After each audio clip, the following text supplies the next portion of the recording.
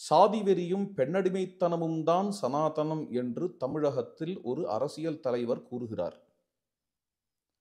சனாதன தர்மம் என்னும் சொல்லை முதலில் பரவலாக இந்து மதத்திற்கு உபயோகப்படுத்தியவர்கள் ஆரிய சமாஜிகள். ஆரிய சமாஜத்தின் ஸ்தாபகரான திரு தயானந்தரோ வேதத்தை ஆதாரமாய் கொண்ட பாரபட்சமே இல்லாத பரோபகாரமே சனாதன தர்மம் என்கிறார். அதாவது சாதி வெறியையும் பெண்ணடிமைத்தனத்தையும் வேதத்தை பிரமாணமாய்க் கொண்டு வேறறுப்பதே சனாதன தர்மம் என்கிறார்.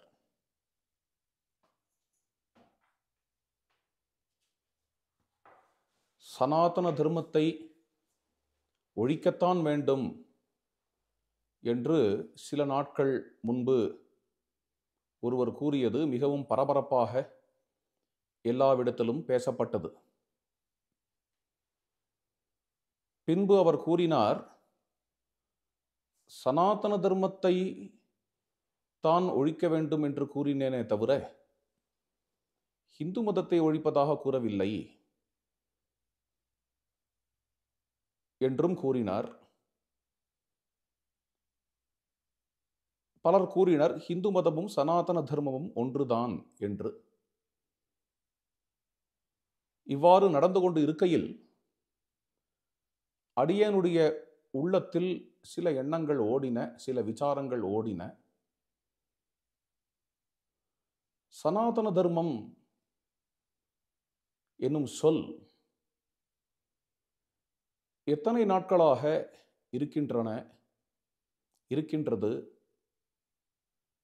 அந்த சனாதன தர்மம் என்கிற சொல்லிற்கு என்ன பொருள் கருதப்படுகிறது முதலிய விஷயங்கள் அடியேனுடைய மனதில் ஓடியது. மேலும் ஒரு சில விஷயங்கள் சனாதன தர்மம் எனும் சொல்லும் இந்து மதமும் ஒன்றா முதலிய விசாரங்களும் மனதில் ஓடியது. இவ்விஷயங்களை பற்றி பகிர விரும்புகிறேன். சனாதன தர்மம் என்கிற சொல் அடியனுக்கு தெரிந்தவரை முதலில் வால்மீகி ராமாயணத்தில் வருகிறது. ஏஷ தர்ம சனாதனஹா, ஏஷ தர்ம சனாதனஹா என்கிற இந்த ஒரு எக்ஸ்பிரஷன், வெளிப்பாடு வால்மீகி ராமாயணத்தில் பல இடங்களில் வரக்கூடியதுதான். பொதுவாக ஏஷ தர்ம சனாதனஹா என்று எங்கெங்கு வருகிறதோ அங்கெல்லாம் வால்மீகி ராமாயணம் மனித விழுமியங்களை காட்டுகிறது, ஹியூமன் வேல்யூஸை காட்டுகிறது. உதாரணம் சொல்ல வேண்டும் என்றால் சுந்தரகாண்டத்தில் முதல் சர்க்கத்தில் 114வது ஸ்லோகம், கிருதேச்ச பிரதிகர்த்தவ்யம் ஏஷ தர்ம சனாதனஹா, நன்றி மறவாது இருத்தல் என்பது சனாதன தர்மம். அதே இடத்தில் பிரகரணத்தை பொறுத்து பொருள் கூற வேண்டும் என்றால் அதிதி சத்காரம், வருபவர்களுக்கு உணவிடுதல், விருந்தோம்பல் என்பது சனாதன தர்மம் என்கிற பொருள் பொருந்துகிறது. அதே சுந்தரகாண்டத்தில் 5வது சர்க்கத்தில் 24வது ஸ்லோகம், சனாதனே வர்த்மனி சந்நிவிஷ்டாம், இந்த ஸ்லோக பிரகாரம் கற்பு என்பது சனாதன தர்மம். சீதாதேவியை பற்றி கூறும் பொழுது சனாதன தர்மத்தில் பிரவேசித்தவள் என்று கூறப்படுகிறது. இது கற்பை கூறுகிறது. அயோத்தியா காண்டத்தில் 21வது சர்க்கத்தில் 48வது ஸ்லோகம் பித்ருவாக்கிய பரிபாலனத்தை சனாதன தர்மம் என்கிறது. பிதுர் நியோகே ஸ்தாத்தவ்யம் ஏஷ தர்ம சனாதனஹா, தந்தை சொல் மிக்க மந்திரமில்லை, அன்னையும் பிதாவும் முன்னறி தெய்வம் என்பது சனாதனம் என்கிறது ராமாயணத்தின் பார்வையில் அமைகிறது. கிஷ்கிந்தா காண்டத்தில் 18வது சர்க்கத்தில் 18வது ஸ்லோகத்தில் த்யக்த்வா தர்மம் சனாதனம் என்கின்ற இடம், பிறன் மனைவி பற்று இல்லாத தன்மை சனாதனம் என்று கூறப்படுகிறது. அடல்ட்ரி இல்லாத தன்மை, பிறன்மனை பற்று இல்லாத தன்மை, மனைவியின் பற்று இல்லாத தன்மை சனாதனம் என்று கூறப்படுகிறது.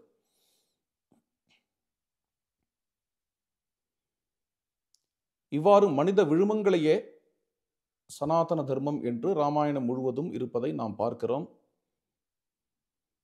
அடியனுக்கு தெரிந்து ஒரே ஒரு இடம்தான் சாஸ்திரம் கூறுவது சனாதனம் என்று வருகிறது.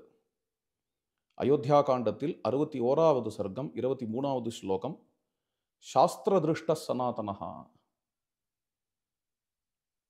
சாஸ்திர திருஷ்ட சனாதனஹா, சாஸ்திரம் விதிக்கும் அல்லது சாஸ்திரம் கண்ட சனாதனம் என்று அர்த்தம்.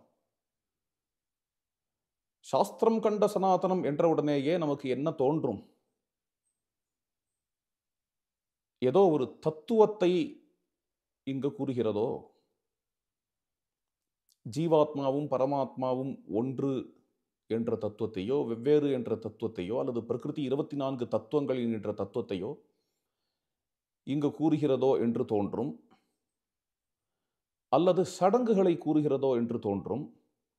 ஆனால் சாஸ்திர திருஷ்டா சனாதனஹா என்கிற கான்டெக்ஸ்டை நாம் பார்த்தால் அங்கு மனிதாபிமானத்தை, இரக்கத்தை, அன்பை, கருணையை சனாதனம் என்றுதான் கூறுகிறது. இது அந்த கான்டெக்ஸ்டுவலாக பார்த்தால் நமக்கு புரிகிறது.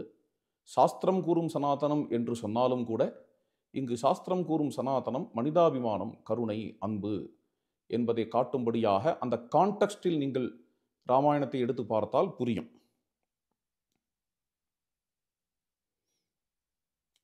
வேற எங்காவது மனித விழுமியங்கள் இல்லாமல் சனாதனம் என்கிற சொல் வந்து விழுந்திருக்கிறதா என்று பார்த்தால் இருக்கிறது.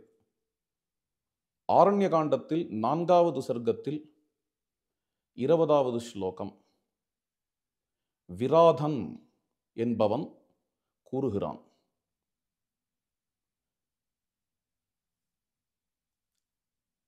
எங்களுடைய கணத்தில் இறந்த பிறகு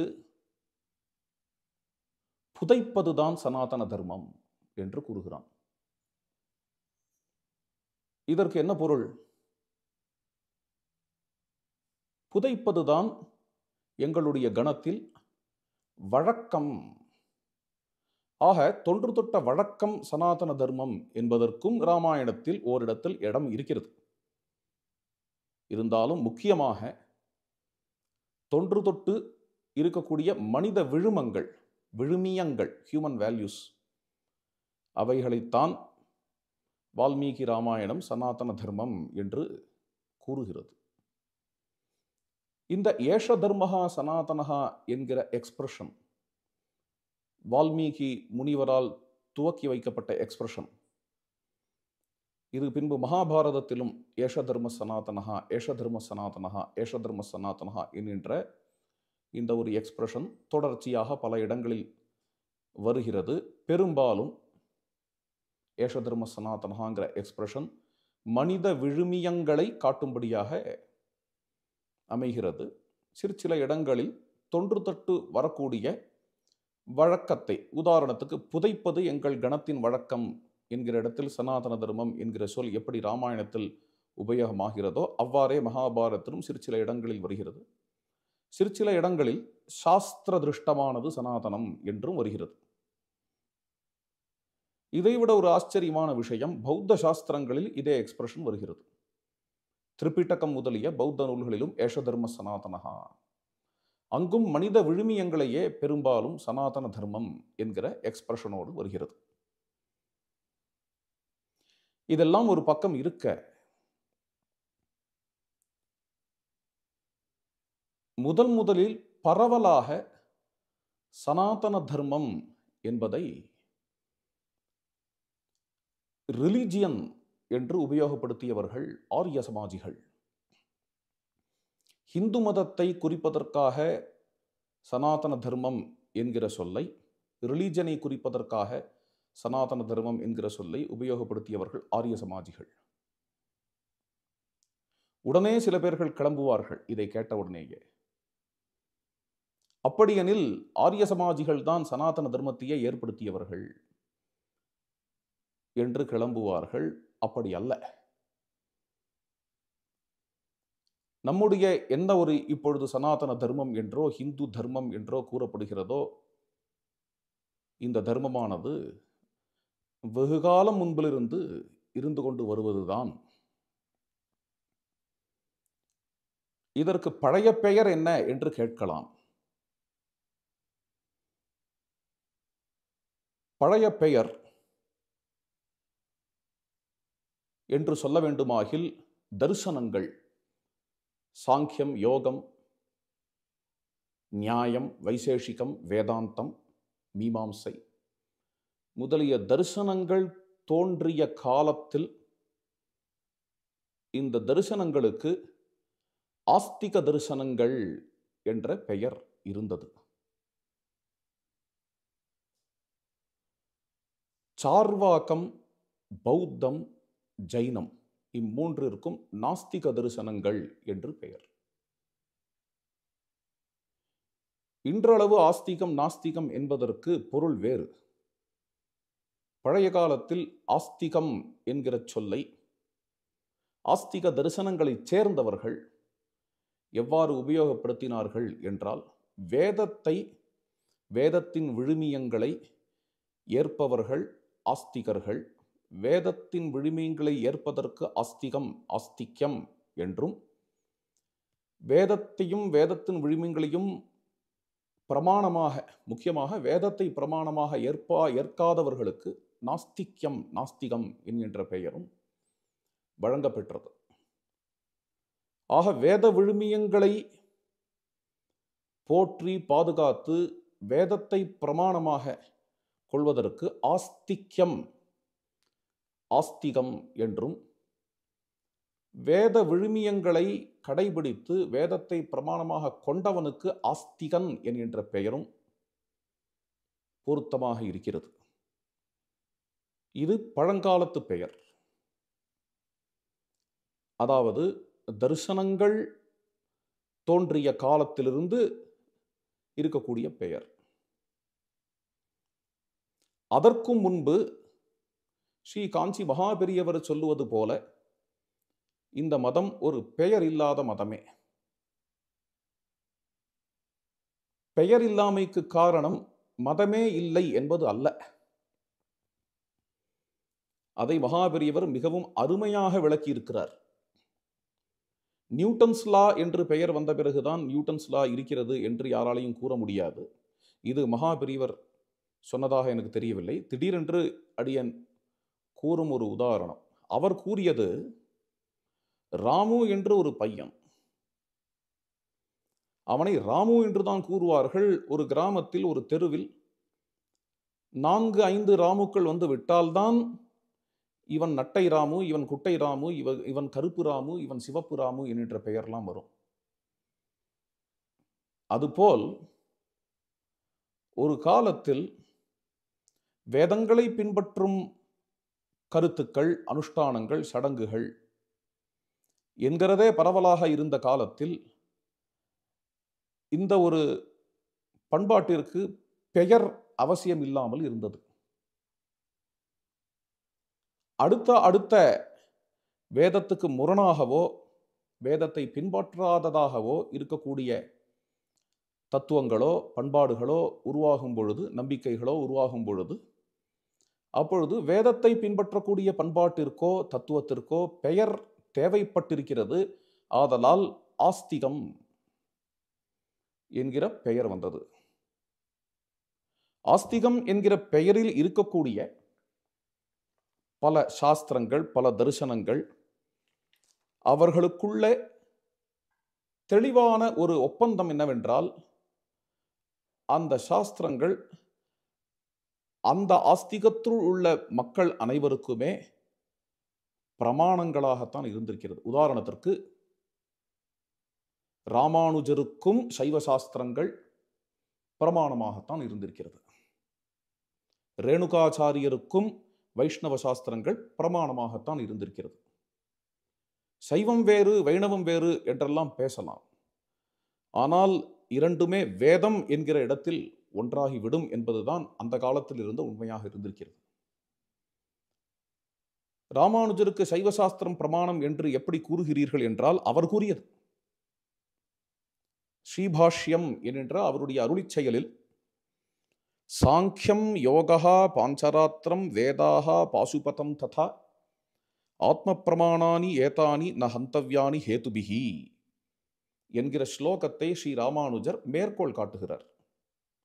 பிரமாணங்கள் எவை என்று கூறும்பொழுது சாங்கியம், யோகம், பாஞ்சராத்திரம், வேதங்கள், பாசுபதம், பாசுபதம் என்பதுதான் சைவம், இவைகளை பிரமாணங்கள் என்று ஸ்ரீ ராமானுஜர் கூறுகிறார். ஆனால் பாசுபதத்தை விட முக்கிய பிரமாணம் அவருக்கு வைஷ்ணவ சாஸ்திரங்கள் என்பதில் மறுப்பில்லை. பாசுபதம் பிரமாணம் இல்லை என்று அவர் தள்ளவில்லை. அதுதான் பாயிண்ட். அவ்வாறே வீரசைவம், அந்த வீரசைவத்தைச் சேர்ந்த ஒரு முக்கியமான ஆச்சாரியன், முதல் ஆச்சாரியன் என்று கருதப்படுகின்றவர் ரேணுகாச்சாரியர். அவரும் சித்தாந்த சிகாமணி என்கின்ற தன்னுடைய கிரந்தத்தில் இதே ஸ்லோகத்தையே தனக்கு பிரமாணங்கள் என்பதற்கு என்ன என்ன என்பதில் எடுக்கிறார்.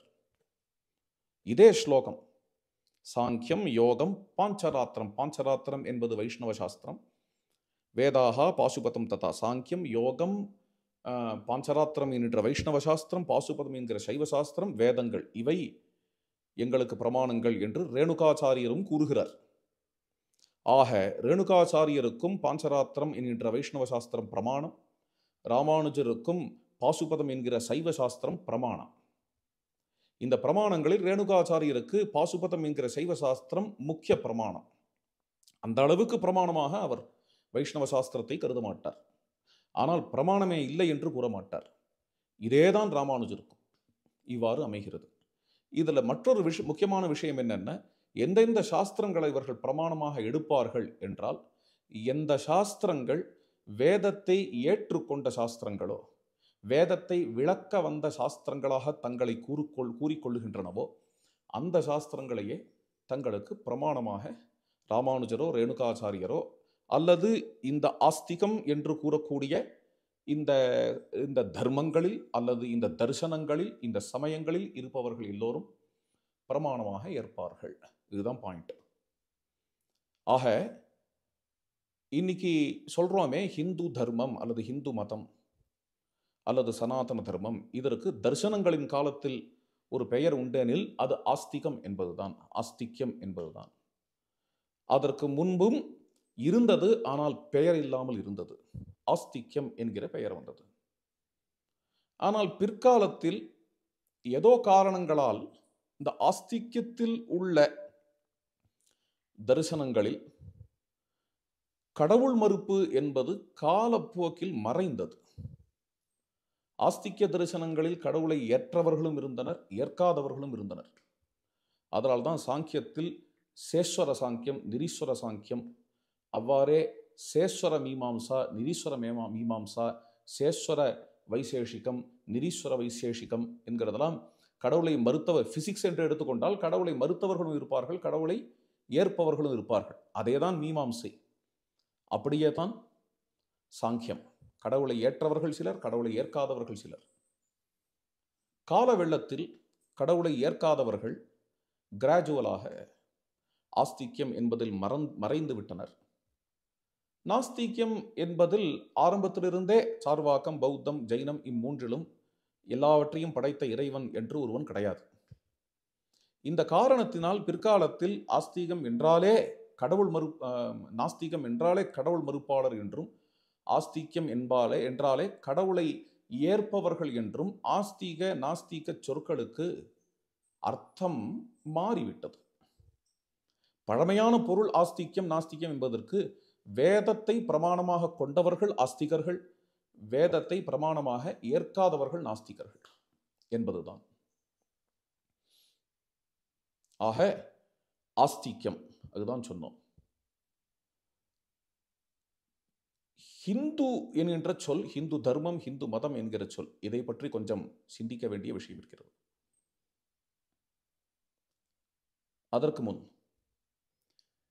ஆஸ்திக என்கிற சொல் கடவுளை ஏற்பவர்கள் என்பதற்கு வந்து விட்டதால் வேற ஒரு சொல்லை கொண்டு இந்த மதத்தை குறிப்பிட வேண்டிய தேவை இருந்தது.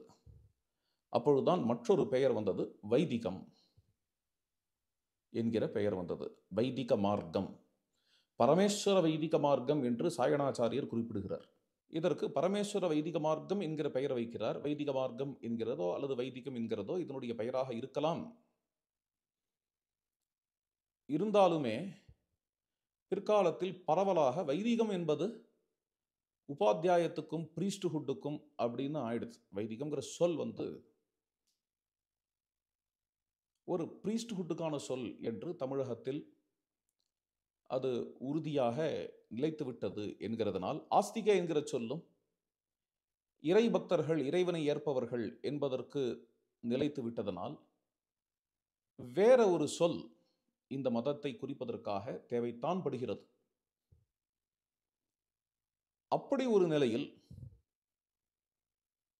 இதை ஹிந்து மதம், ஹிந்து தர்மம் என்று கூறலாமா என்கிற விசாரம்.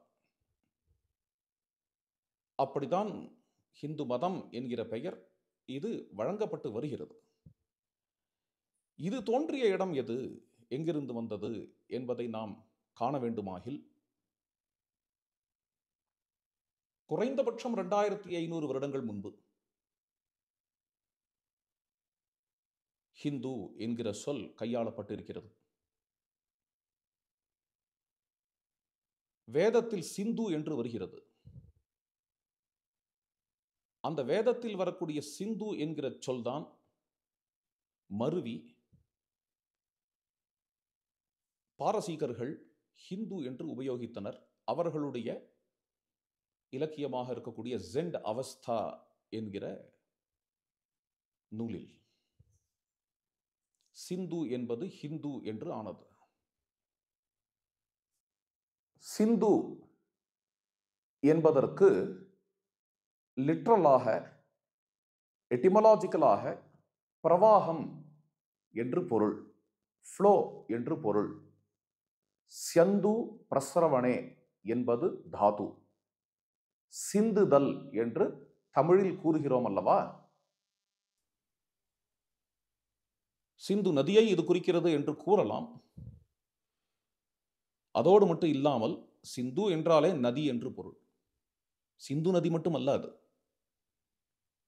இங்கு இந்திய நாட்டில் உள்ள நதிகளுக்கு சிந்து என்று பெயர். அந்த பொருளில்தான் ஜெண்டவஸ்தாவில் வருகிறது. ஏனெனில் ஜெண்டவஸ்தாவில் வரக்கூடிய பெயர் ஹப்த ஹிந்து என்பது.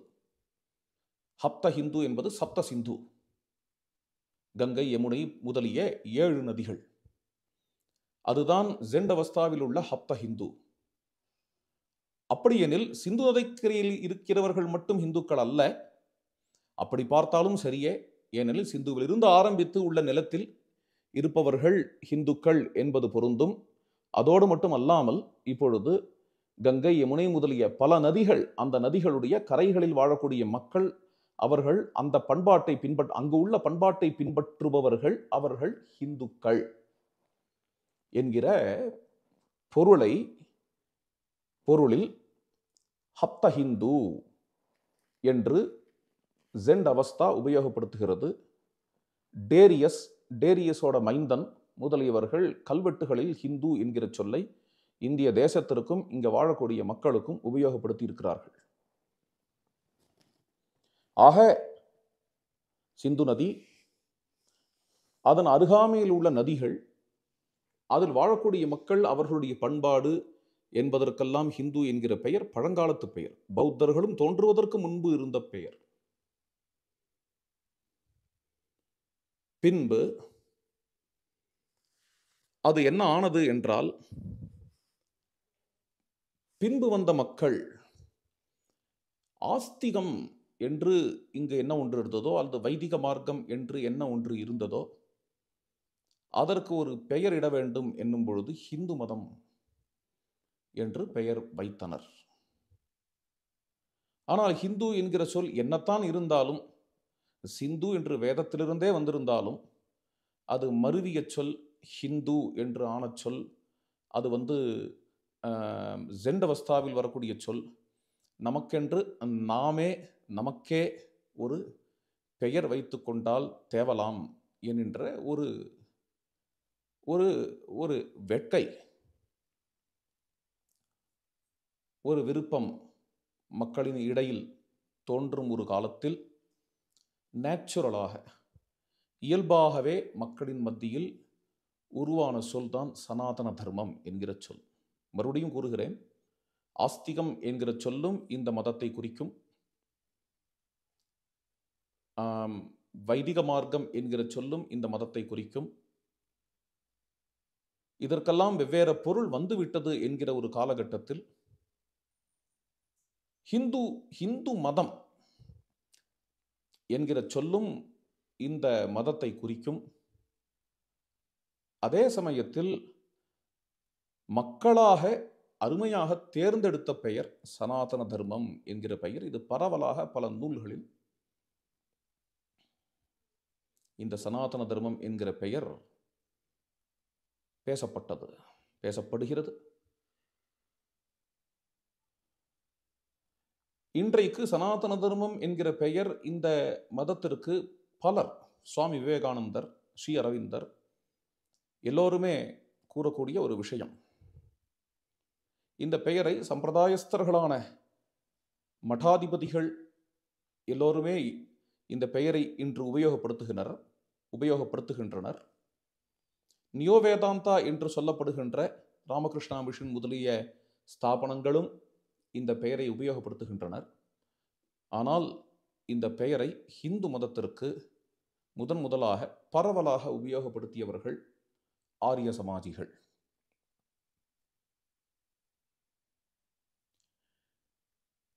இது உண்மையாகில் சனாதன தர்மம் என்கிற சொல்லிற்கு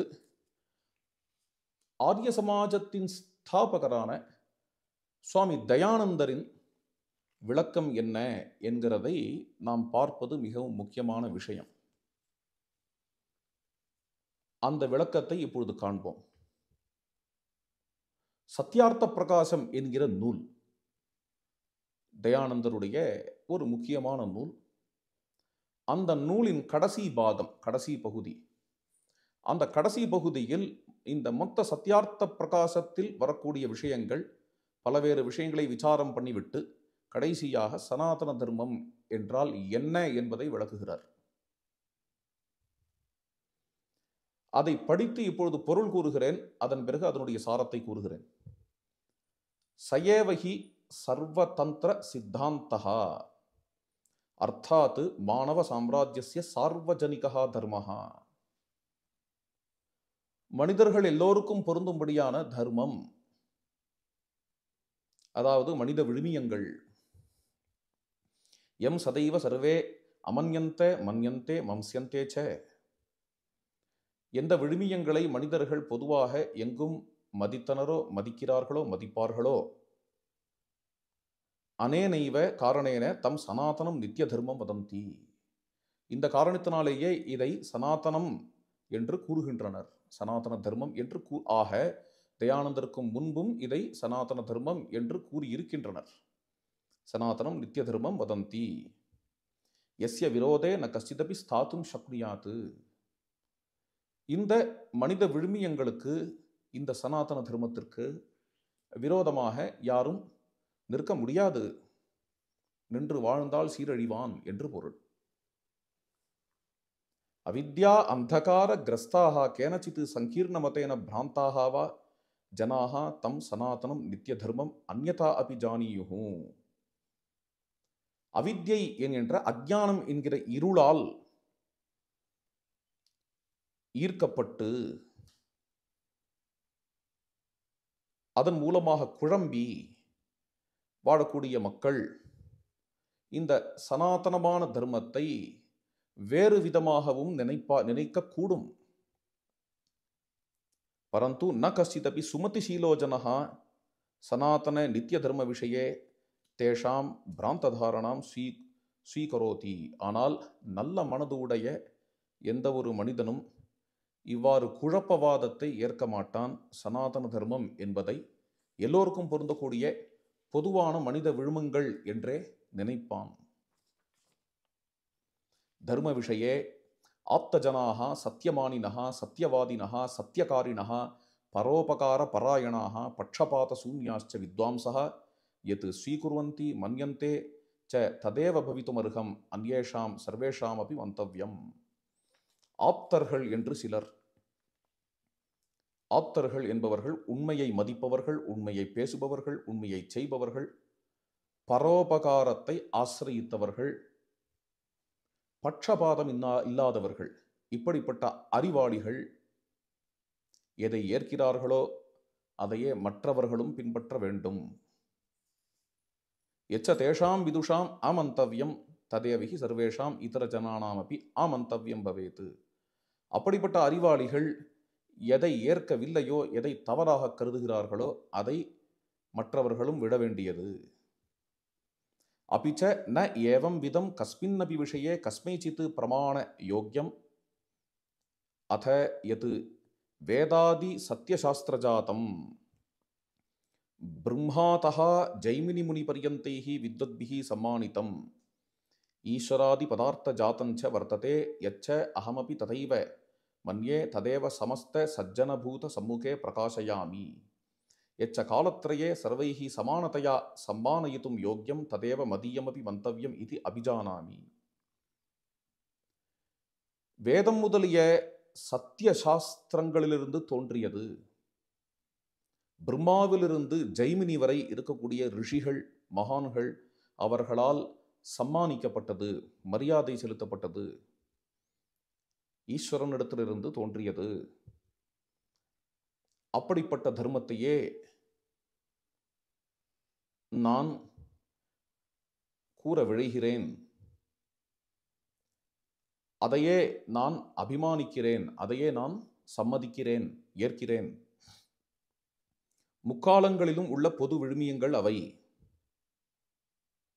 அதையே என்னுடையதாகவும் அடியேன் பார்க்கிறேன். வஸ்துதா சயேவ மாணவः மாணவ இதி அபிமந்தவ்யः யோகி மனனசீலः சன் அன்யேஷாமபி சுகதுக்கே ஸ்வாத்மவத் ஏவ அனுபவதி. உண்மையில் அவனே மனிதன். எவன் மனனசீலனோ, எவன் நன்கு சிந்திக்கிறானோ, மற்றோர்களுடைய சுகதுக்கங்களை தனது சுகதுக்கங்களாக அனுபவிக்கிறானோ, பரஹானி லாபௌச்ச அபி ஸ்வாத்மவதேவ பரிகணயதி. மற்றோர்களின் ஹானியையும் லாபத்தையும் தன்னுடைய ஹானியாகவும் லாபமாகவும் எவன் நினைக்கிறானோ, அந்நியாயம் ஆச்சரதா பலவதோபி ந பிப்யேத். அந்நியாயம் செய்பவன் பலசாலியாக இருந்தாலும் எவன் ஒருவன் பயப்படாமல் இருக்கிறானோ, தர்மாத்மனஸ்ச பலஹீனாதபி பயம் அனுபவேத். பலஹீனனாக இருந்தாலும் எவனிடம் தர்மம் இருக்கிறதோ அதை கண்டு எவன் பயப்படுகிறானோ, எவன் மதிக்கிறானோ. ந ஏதாவதேவாபி து ஸ்வீய சம்பூர்ண சாமர்த்தியேன நிர்பலானாம் குணஹீனானாம் அநாதானாமபி தர்மாத்மனாம் சம்ரக்ஷணம் சமுன்னதிம் பிரியாச்சரணம் ச சதீவ சமாச்சரேத். இத்துடன் மட்டுமல்ல, தன்னுடைய முழுமையான சாமர்த்தியத்தினால், திறமையினால் துர்பலமானவர்கள், எளியவர்கள், அனாதையாக இருக்கக்கூடியவர்கள், அவர்கள் தர்மாத்மாக்களாக இருந்தால் அவர்களுக்கு தொண்டு செய்கிறானோ அப்படிப்பட்டவனை மனிதன், அவனையே மனிதன் என்று கூறலாம்.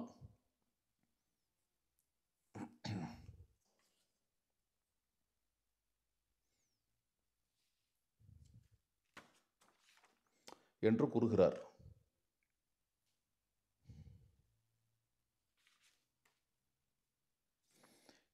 காமமத்ர கியதபி தாருணம் துக்கம் பிராணஹானிச்சாபி பிரசஜ்யேத பரம் ந இமம் சாஸ்வத மானவ தர்மம் கதாபி ஜஹ்யாத். என்ன ஆனாலும் சரி, தனக்கு உயிரே போனாலும் சரி, ஒரு மனிதன் இந்த தன்மையை விடக்கூடாது. இந்த தன்மையை விடக்கூடாது என்கிற இடத்தில் தயானந்தர் உபயோகப்படுத்தக்கூடிய வார்த்தை சாஸ்வத மானவ தர்மம் ந கதாபி ஜஹ்யாத். என்ன ஆனாலும் சரி இந்த சனாதன தர்மத்தை இந்த மனிதன் விடக்கூடாது. எந்த சனாதன தர்மத்தை? அதுதான் முன்பு பார்த்தோம். மனநசீலசன்னு அந்நேஷாம், மற்றவர்களுடைய இன்ப துன்பங்களை நமது இன்ப துன்பங்களாக ஏற்பதும், அதற்காக தொண்டு செய்வதும், பலசாலியாக இருந்தால், அயோக்கியனாக இருந்தால் அவனை கண்டு பயப்படாமல் இருப்பதும், அவனை தட்டி கேட்பதும், பலஹீனனாக இருந்தாலும் ஆனால் தர்மாத்மாவாக இருந்தால் அவனுக்கு மரியாதை செய்தலும், இப்படிப்பட்ட இந்த தர்மங்களுக்கு, இந்த தன்மைக்கு சனாதன தர்மம் என்று தயானந்தர் பெயர் காட்டுகிறார். மேலும் அதே தயானந்தர் இங்கு மேலும் தொடர்கிறார். தர்மத்திற்கு விளக்கம் கொடுக்கையில் எசன்ஸாக, இவ்வளவும் நிறைய பேசிவிட்டார், எசன்ஸாக, சாரமாக, பட்சபாத விரஹிதம் நியாயாச்சரணம் சத்யபாஷணாதி யுக்தம் ஈஸ்வர ஆதேசதா வேதேபியஸ்ச அவிருத்தம் ஆச்சரணம் தர்மஹா. பட்சபாதம் இல்லாத பரோபகாரம், வேத ஆதாரிதமான தர்மம். அதாவது பட்சபாதம் இல்லாமல் நியாய நடத்தை, உண்மை முதலிய விழுமியங்களோடு கூடியது,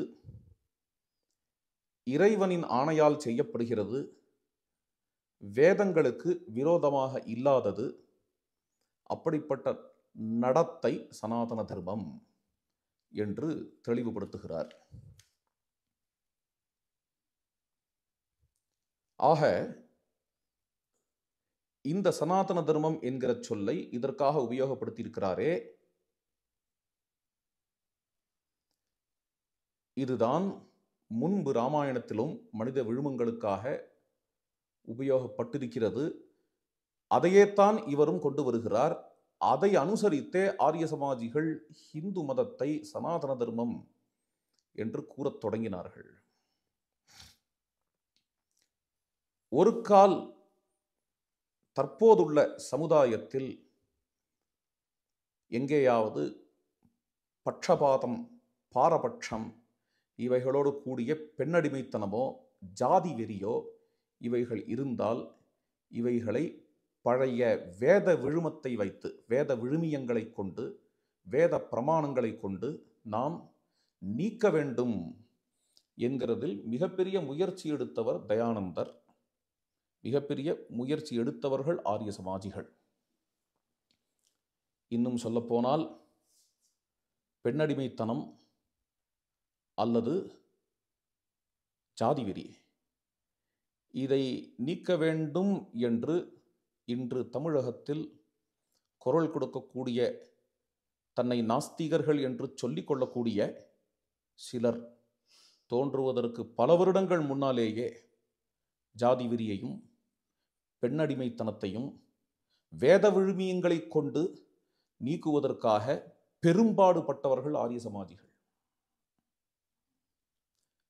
இன்னும் சொல்லப்போனால் ஜாதி வெறி, பெண்ணடிமைத்தனத்தை சப்போர்ட் பண்ணி ஏதாவது ஒரு புத்தகத்திலோ ஏதாவது ஒரு இலக்கியத்திலேயோ காலப்போக்கில் இந்த நாட்டில் ஏதாவது தோன்றியிருந்தால் அதை இன்று தமிழகத்தில் உள்ள நாத்திகர்களை விட கடுமையாக சாடியவர்கள், மிகப்பெரிய அளவில் சாடியவர்கள் இந்த ஆரிய சமாஜிகள், இந்த தயானந்தர் என்பதை நாம் நினைவில் வைத்துக் கொள்ள வேண்டும். ஆக அவர்களுடைய தன்மை எப்படி இருந்திருக்கிறது என்றால், வேதங்களின் விழுமியங்களை கொண்டு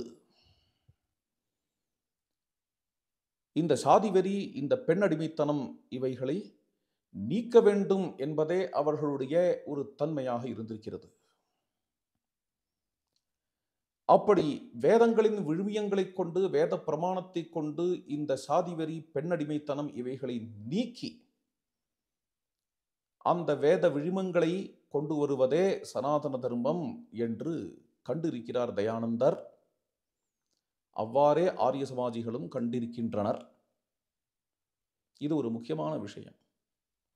அவர்கள் ஹிந்து தர்மத்திற்காக, ஹிந்து மதத்திற்காக உபயோகப்படுத்திய இந்த சனாதன தர்மம் என்கிற சொல் இன்று பெருமளவிற்கு உலகம் முழுக்க இருக்கக்கூடிய எல்லா இந்துக்களும், பெரும்பாலும் அனைத்து இந்துக்களும் ஏற்றுக்கொண்ட விஷயம். ஒரு சித்தாந்தத்தின் டெர்மினாலஜி பல சித்தாந்தங்களுக்கு செல்லுவது என்கிறது பல இடங்களில் பார்க்கலாம். உதாரணத்திற்கு ஆணவம் என்கிற சொல் சைவ சித்தாந்தத்தின் சொல். ஆனால் இன்று ஆணவம் என்கிற சொல் தமிழில் பொது சொல்லாக ஆகிவிட்டது. சிவ என்கிற சொல் சைவத்தின் சொல். ஆனால் மராட்டியில் சிவ என்றாலே ஆன்மா என்று ஆகிவிட்டது.